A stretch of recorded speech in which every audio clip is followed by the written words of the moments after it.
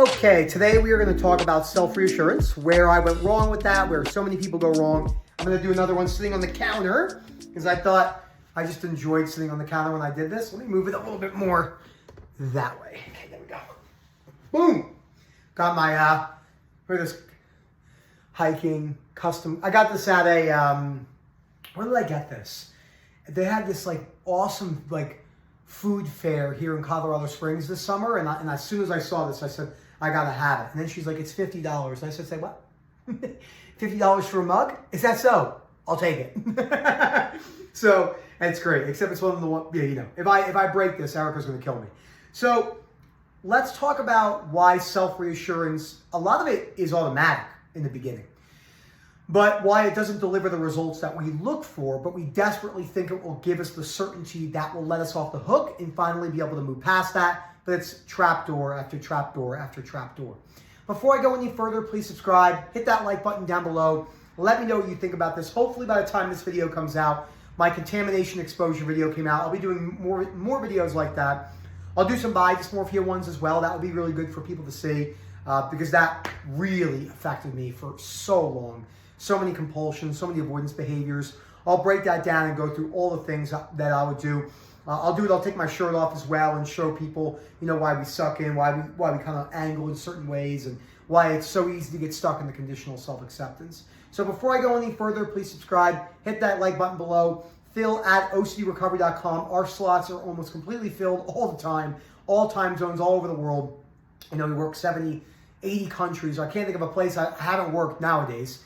And I'm very grateful for that. It's opened my eyes to a lot of different things culturally, belief system-wise. So how I would self-reassure, and I'll use some examples for myself to start off with. Sensory motor. Well, other people notice their saliva and swallowing, and they're not scared. So why should I be? That's a weird type of self-reassurance because although it's correct in logical grounding, it's not unconditional. Because it doesn't matter what Jim, Sally, and Catherine care about. Sure, this is true, but it's me. That's why you never hear me say, well, is it normal with XYZ person? So we use that as a self-reassurance mechanism to not go towards the worst case scenario, which is if I notice my sensations forever, then my life is ruined. Body dysmorphia. And a lot of people will miss this. Okay, well, look at Jimmy over there. Jimmy's very overweight. Jimmy doesn't go to the gym. Jimmy has a big gut. He obviously isn't depressed or anxious. He doesn't have any muscle in his arms or his shoulders or his quads. And he's perfectly happy. Although logically this is true, it's not enough for me because that doesn't change my perspectives. And that becomes a self-reassurance mechanism. Now let's go to the fear of being a bad person. Harm, POCD, sexual intrusive thoughts, losing control, schizophrenia. Yeah, I don't know. I've never had that before. It's never been a problem in my life. No, I've never acted on that before. And what we do is we have this internal dialogue that we do all day long over and over again that we think I knew it. False memory, real event. Excuse me. No, that's right. I remember what I did at that point when I was 12. I get it. Yeah, but you weren't 12, you were 11. Oh shit, maybe I was 11. And then you go down the rabbit hole. So that internal dialogue that you add fuel to the fire, that has to stop. Now, there's a piece of this that's automatic that you hear me talk about. So think about the grill example, right? I turn the grill on, 1 through 10, hit the fire, hit it to a regular flame grill, and there's a 1 or a 2. And the flame's like this. That's the automatic reassurance that's happening in your mind. The intrusive thoughts, primarily, we'll just talk about intrusive thoughts because that's usually what it is, with the reassurance in that fashion. Not always, but yes. And for the most part. And then what you do is you go down the rabbit hole. Like I said, the example about being 11. Let me think about that. That memory, and people will stop what they're doing. They'll be at a concert and they'll just, the blank stare. That's when you turn the grill up to a 7 or 8. Now the flame is like this. That is the compulsion when people say that rumination is a compulsion. It's just not the entire story. Because a lot of that automatic rumination can be self-reassurance as well. It's coming up because the fear is so high. If the fear wasn't so high, there would be no need for it to reassure anymore. So that's a really important way to look at it. And you're going to have to hold yourself more accountable than you think. I know I did not hold myself accountable at all when it came to self-reassurance. I did a lot of trying to prove my way out. That didn't work ever. A lot of trying to show why other people were not scared, but only stopped at that. It becomes self-reassurance when you're not following through with breaking down the worst case scenario. So for me, with body dysmorphia, yes, so-and-so is overweight, they don't have any muscle. I can see how that doesn't scare them.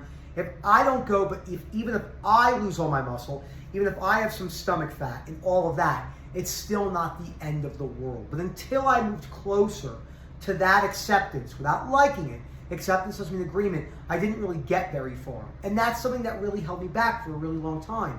Because I would use these realistic, logical ploys to try and outsmart my OCD, but that never actually gave me the relief I was looking for because it wasn't unconditional. And that's why I had to go from that angle. So it's really, really important that we look at it from that. Everyone has particular compulsions that they're more addicted to than other people. This happens to be a big one for a lot of people. I didn't have self-reassurance as a primary one. Mine was a lot of checking, internal checking, which are forms of self-reassurance, don't get me wrong, but not speaking back to myself in that manner, not trying to methodically solve it in my mind to work it out. Like I was writing a Harry Potter novel book, 800 pages in my mind, trying to work out if something was real or not. I never cared if something was real. That never affected me. I just went for it as if it was real. Anything, regardless of what it was.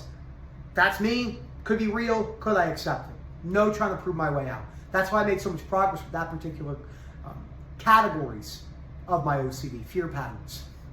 The ones I didn't try to do that with at times and self-reassure my way out, those ones last a lot longer, which for me were primarily sensation-based ones. Don't get me wrong, people always say, I've had plenty of randomized POCD thoughts or harm or event stuff, but because I handled them so well, they never became a primary problem. It doesn't mean they couldn't in the future, they could. It would just be very difficult for that to become because I could see why that wouldn't make any sense to be very, very, very scared, but it would definitely be tough. So you have to be aware of that. You have to be aware of your own tendencies. Are you someone that really struggles with self-reassurance? And if so, then you really have to cut that back. Show yourself some compassion. If you keep failing at it, that's okay. It's going to happen from time to time. But keep working at it. Just remember, you've never met this person. Hi, my name is Nick Piniella, and I solved my way to OCD and anxiety recovery. I self-reassured my way to OCD recovery. You hear these posts. It's really sad. I see them all the time. Some reassurance and recovery is okay. That's not true at all. That's like saying some alcohol and sobriety is okay. You're sober. There is no alcohol. The end. And it's the same thing with this. So thank you so much. I hope you enjoy. Let me know what you think. I almost said the wrong email. I almost said my personal email, for my life. Phil@OCDrecovery.com. Please reach out. Don't sit in silence. We can help you. And then we'll go from there. You guys want to see another one of my funny cups? I'll show you another funny cup real quick. So I'll give you a background about this cup. So I've talked about this before. So when I had viral encephalitis and I almost died in France, the family that I went with, my buddy Danny, one day I hadn't talked to him in years, and he sends me a matching shirt and a cup. So he gave me this. It's so funny because I sent it to Rob being from around the area, and he's like, "Why do you have that?" And I said, "Well, I got viral encephalitis there when I was 13, almost died. So my buddy thought it was funny. He was in the store one time and sent it to me. So I have that one, which is great. I've talked about this one before. This is the one where my friend died in August of, oh my gosh, he died 2 years ago. Holy crap. He gave me this right before he died. Such a great sense of humor. He also gave me the socks to say fuck on them. So it's important to have humor out there, guys. It's so important. Our groups operate very differently. We don't want to put people in the victim mode and have them not be able to make jokes with one another. It's not good for the community, and we see it really affects people. So thank you again, Phil@OCDrecovery.com. Hope to hear from you soon. As always, enjoy the rest of your day.